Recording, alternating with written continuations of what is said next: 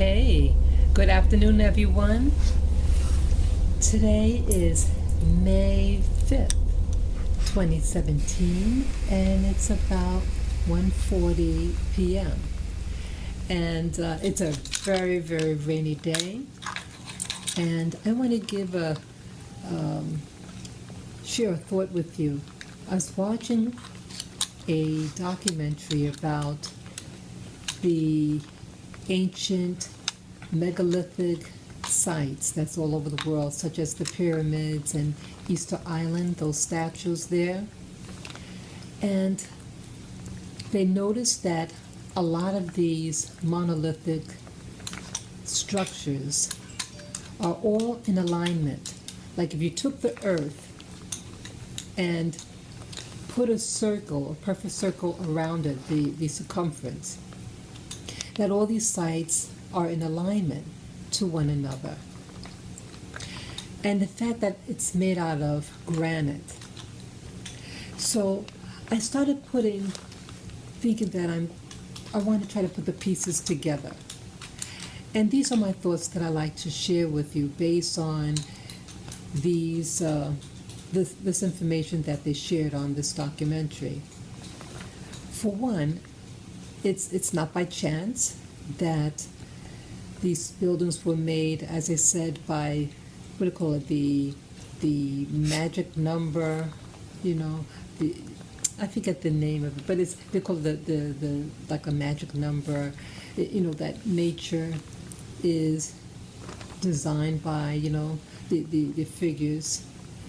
And they also mentioned about pi, all these things. I'm not a mathematician, and I'm not going to even pretend that I am. So what that's telling me, how they developed the cubic, as they call it, it could have been any length, but the proportions, everything's going to stay the same no matter what the standard of measurement is, that in relationship to everything else.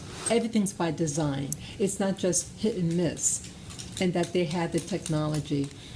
And for me, it's easy to say that it was I'm sorry, these are my dogs. Yeah, I'm on the ground, I'm going to be grooming them, and yeah. So, that it's all by design, I think. And you had people or beings that had superior science in comparison to today, because today's science and tools can't make some of these structures. So it's okay for me to say that there were people living back in those days, 10,000 years old, ago, or even more. So the next question is, what happened to those civilizations? And are those civilizations, are we the descendants from them?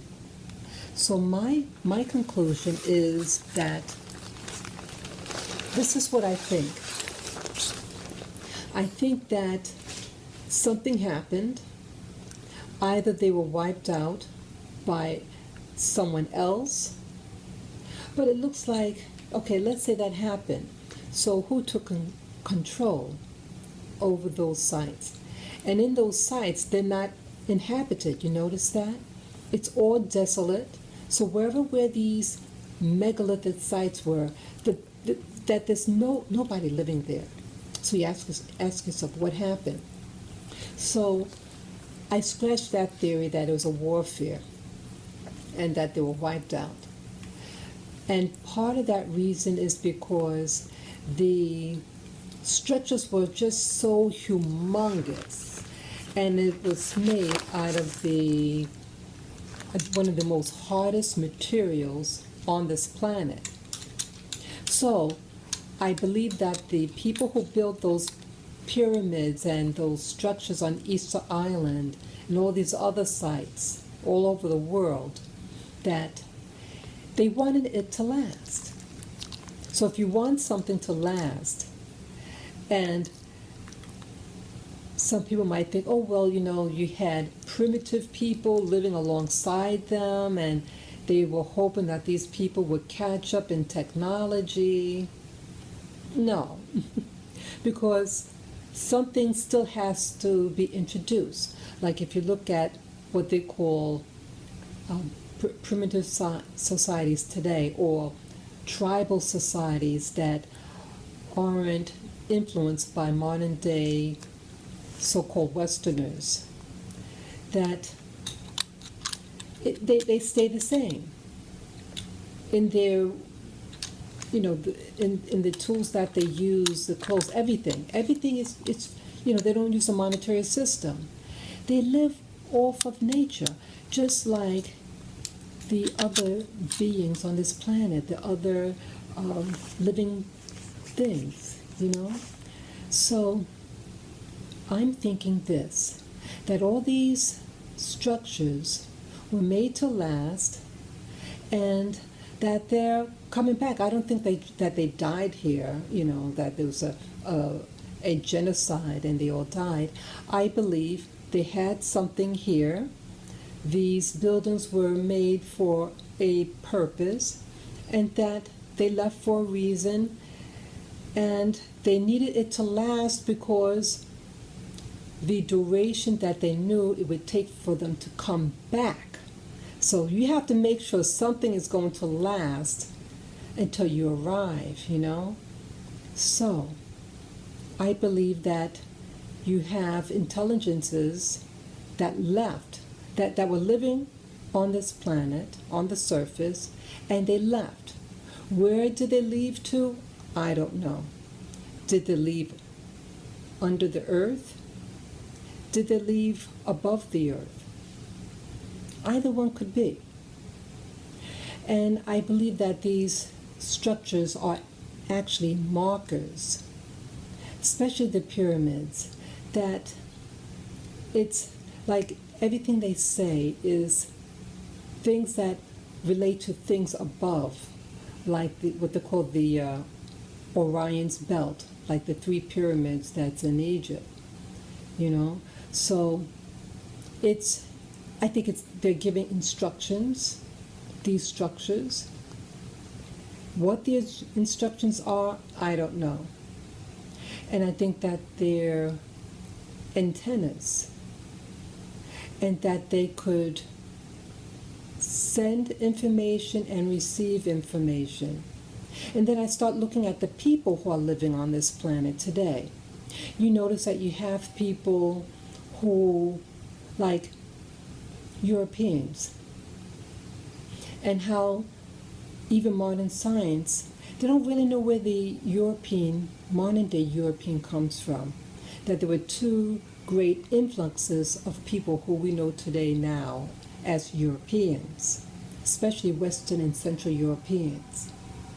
And you notice with them that they go and they disperse all over the world, and that they are seeking information from what we call native or indigenous societies. And then they take this information and then they build on it. So I'm thinking that the modern day European, that they are the newest group on this planet, and that they are not indigenous to here, because their quest is like a thirst, a fever that they have about this planet, and it's about information gathering. And then I'm thinking about what I might have mentioned in past videos, that our bodies are just vessels, and that the real us, the soul, is who we are, and that people here today, that we're like what they call avatars, just like the movie Avatar, if you guys heard of that movie, and that you had a being in one location, and then a man-made being somewhere else to look like the indigenous people, and when the real person is asleep, did the avatar get activated? And that I think these Europeans are those type of people, that the real them is somewhere else, and that they feverishly, like the scientists in the movie Avatar, are gathering information, taking this information, and now they have like NASA, the space agency. You have them. Why are you even interested about the space? You can't breathe. You can't go up there and breathe. Why the interest? I'm thinking that the modern day European, at least those who are in control, who are in top positions, and even amongst Europeans, that there are different hierarchies, different levels of control and controllers. But it's the top ones that are in control and have some type of connections with other intelligences, or I should say the real them. They're real people that are outside of this physical realm. And they're racing to gather all the information, all the material, to either send somewhere else to their origin before the earlier inhabitants who made like Easter Island statues or the pyramids, that they're racing so that they can, they have to leave before they return. And I'm thinking, I wonder if that is what the deal is right now. And you always hear things like the race, the race for space and all these things. I'm not going anywhere. So why are they going somewhere? Because they know they have to leave. So this is just food for thought. I know it sounds very wild, but everybody, just look at modern news, and when you watch those shows about early man and these megalithic statues and structures, ask yourself these questions. Why would you make something that's going to last hundreds and thousands of years, and so on, and with precision, and then just abandon it if you're not going to use it? But you are going to use it because you're coming back. And maybe that's what the Bible in the book of Revelation is all about. Coming back home for war. Yeah. So definitely feel free to comment below. Share this video with friends, family members. You can subscribe to Spirit Journey. And once again, to give me the thumbs up. Bye-bye, guys.